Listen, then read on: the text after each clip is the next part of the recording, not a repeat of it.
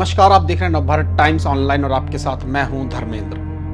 बिहार की राजधानी पटना से लगभग 200 किलोमीटर दूर दरभंगा का सुपौल बाजार। तारीख 15 जुलाई 2024 और वक्त सुबह करीब 9 बजे।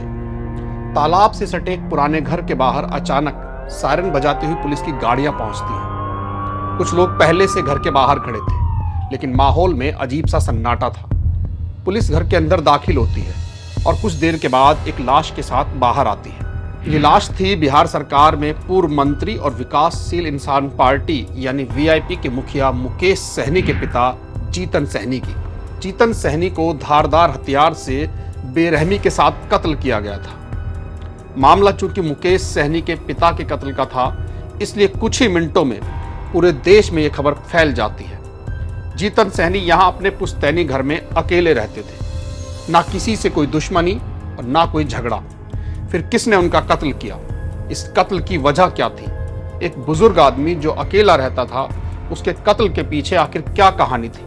ना कोई सुराग, ना कोई सबूत। इन्हीं सवालों में उलझी बिहार पुलिस केस दर्ज कर तहकीकात शुरू कर देती है। पड़ोस का एक युवक बताता है कि सुबह जब वो कुछ सामान देने जीतन सहनी के घर पहुंचा तो पिछला दरवाजा टूटा हुआ था।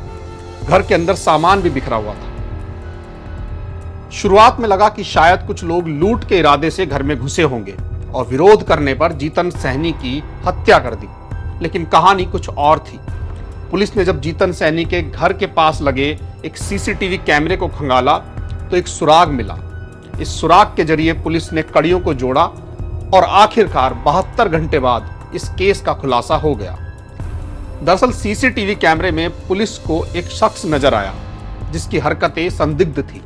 देखने से लग रहा था कि वो जीतन सहनी के घर की रेकी कर रहा है। इसके बाद पुलिस ने पूछताछ शुरू की और कासिम अंसारी नाम के कातिल तक पहुंच गई। ये पूरा मामला 1.5 लाख रुपए के कर्ज का था।